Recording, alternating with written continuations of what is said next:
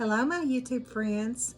As of August the 1st, I am officially retired. And today I want to share with you several things I did beginning about 4.5 years ago to aggressively save in preparation for my retirement. Before I get started, I want to give a shout out to some channels that I've been following, people who have helped me to live frugally and to save money and to prepare for retirement. Number one, Martin Blair. He's up in Canada. I believe his channel is called the Martin Blair Project. Number two is Simply Creative Robin. She has a channel that talks about, how she balances work with her private life and how she shops frugally and saves money. And number three is Hanging Out with Popsie Guy, who gives you a lot of good advice on retirement, how to prepare for retirement, how to save, just a lot of good information. I encourage you to go check them out. I follow all three of them, and they do give you good advice. Also for young people, not just people our age, but they also give you just some good advice in general. And I'll be doing a separate video for advice that I gave some of my younger co-workers and people who worked for me over the years when I left, because surprisingly, I had several of the younger co-workers that came to me and asked me to give them advice on the workplace, on moving up in the corporate ladder, how to save money, various topics. And there's so much information that I'll make a separate video in that one. But for the channels that I follow, these three that I just mentioned, Martin Blair, Simply Creative Robin, and Hanging Around with Popsie Guy, there's several more too, but these three in particular have really helped me and encouraged me to share my journey with you. I will put the link to their channels in the description below, and I do encourage you to go and follow their channels as well. So let's get started. First of all, I knew about 4.5 years ago that I wanted to aggressively start saving for retirement. I knew that I wanted to retire by the age of 65, which is this year. I didn't want to wait until I was 67 if I didn't have to. So these are some things that I did to start aggressively saving. It may be things you already know about, maybe not, but these are just the steps that I took in preparation for August 1st, 2025, which is my official retirement date. Number one, I went to all my co-workers who had grandkids and children, and I explained to them that I was getting ready to prepare for retirement. I was going to save. My grandson was about 2.5, 3 years old at that time. He was going to be going to school in another 2 or 3 years, and I wanted to save up for that. And I explained to them that I could no longer participate in their children's or grandchildren's fundraisers or contribute to their sports fund or help finance a lot of their children's sports and school events. And they were very understanding, and I asked that they not include me on the emails, and they very graciously did that. They didn't put me on the emails. They didn't come and ask me. And I appreciated that very much. And it did make it less awkward. I probably saved at least $500 or $600 by doing that. Number two, I stopped getting my nails done. Or I should say that I started doing my own nails. Now, I was a mid-level manager in the company I worked for, so I did have to attend some managers' meetings. I had to deal with some clients and some customers, and I did have to attend seminars and various workshops. So I used to go get my nails done. And at that time, it was $39.99 plus a $5 tip, which is around $45. Now it's around $55 with another tip. It's around $58 to get it done average where I'm at. So I just cut that out about 4.5 years ago. I started doing my own nails, and just doing my own nails saved me probably around $700 or $800 a year. Quite a bit. Now, keep in mind that I'm taking all this extra money that I'm saving and I'm putting it into my savings account.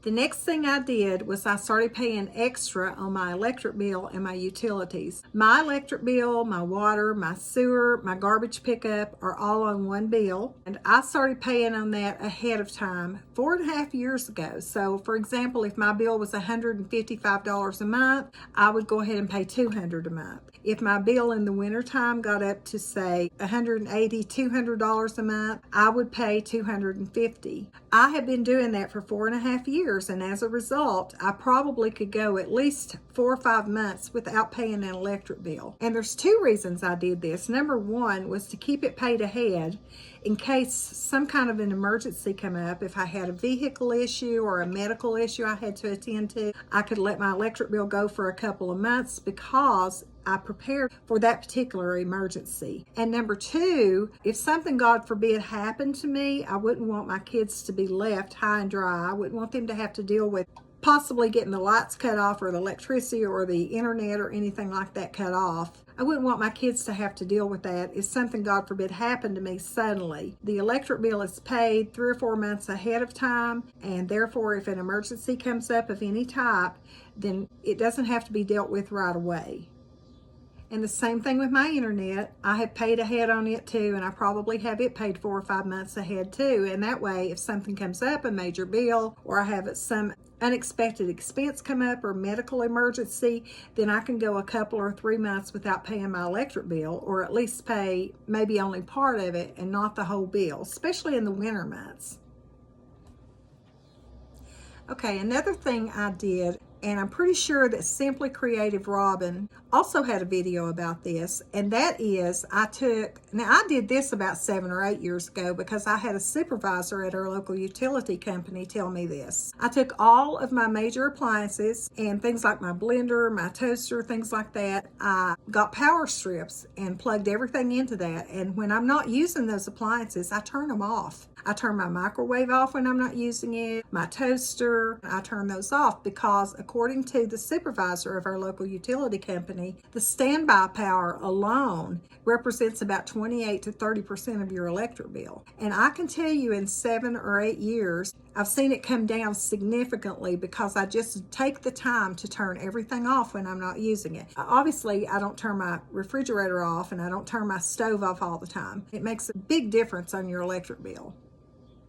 Okay, here's something I've been doing for a long time, probably about 19 or 20 years. And I can tell you that this has really made a significant difference in the amount that I've been able to save over the years. First of all, you've got to have a budget, especially when you get to retirement. You need to have a budget, number one. Number two, I'm a boomer, so I always ask for a receipt and I always balance my checkbook. And I also have a spreadsheet with formulas in it, categorize everything I have. But the one thing that's made a big difference in my saving money over the last 18 or 19 years is I round up everything. Round up, round up, round up. For example, if my gas is $22.05, I deduct 23. Whatever it is, I just use an average number. But over the last 10 or 12 years, I've saved probably over $6,000 in my savings account. And I don't even miss the money. Now, there are modern day apps, for example, Acorn. My brother uses Acorn, and that takes your extra money and rounds it up to the next dollar. And the difference of that, the cents they take and they invest that, if I'm understanding it correctly, they invest it in the stock market in order for you to make money. Now, my brother has made quite a bit of money doing that. I'm not going to do that at this stage in my life, but you might want to if you're a younger person. That might be something for you to consider. But I can tell you right now that even if you just round up every deduction that you do, even if it's 1 penny over, you'd be surprised how quickly that your money will accumulate over the years. It's allowed me to put over $6,000 in the past 10 or 12 years in my savings account, and prior to that it was probably around 4,000 or 5,000. So it's money that you don't miss. It's easier to balance your checkbook when you don't have to deal with the cents. You just round it up to the next dollar. It's easy for you to do it, and if you've got a spreadsheet like me, you've already got the formula put in there anyway. It'll automatically do it for you, or you can put the formula in there to round it up yourself. But that is a significant savings, and that has allowed me to quickly accumulate a really good nest egg for my retirement.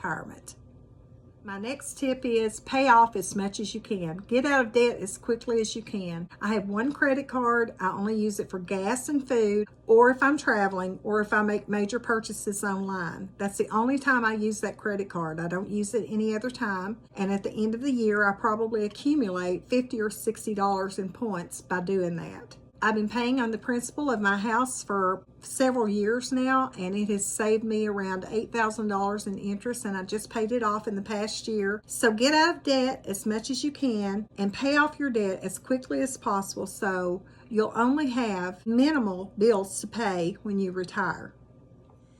My next tip is for people who probably are around the age of 55 to 60. If you've not been investing in a 401k for whatever reason, go ahead and invest aggressively into it if you're able to, or put in what you're able to do for it, because I wasn't able to start my 401k until about 6 or 7 years ago because my company didn't offer it until then. But I can tell you right now that over the 6 or almost 7 years now, with my employer contributions, that is my future nest egg, and I will be rolling that over into some type of a Roth IRA. I'll have to get with a financial advisor, get that rolled over in the next couple of months. That's going to be my nest egg. My emergency fund is funded by all of these other things that I've been telling you about, the rounding up the money, the paying extra on my electric bill to give myself some cushion in case I have an expense that comes up, doing my own hair and nails, and no longer participating in fundraisers for coworkers. There's a lot of other things that you probably already know about. One big one is meal prep. I can tell you right now, in the past at least 10 years, I probably am the only person in our office, the only one that ever brought their lunch every day.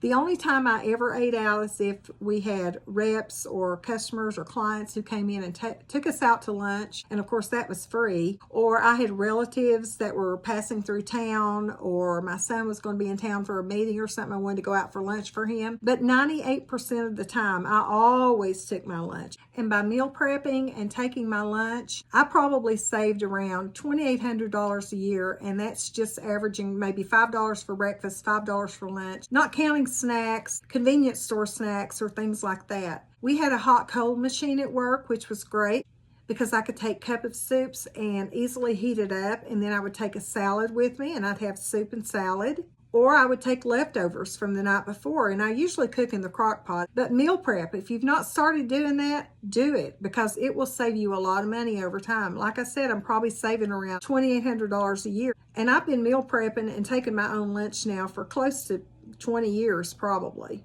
And it adds up. There's lots of other ways to save. Of course, you can make homemade gifts. I make my grandson a lot of homemade gifts. He's only 7 years old, so he still is into stuffed animals, and he loves for me to make things out of cardboard boxes for him, forts and cars. But I make a lot of his gifts, and he still enjoys those. So you save a lot of money by making your own gifts and giving to family and friends.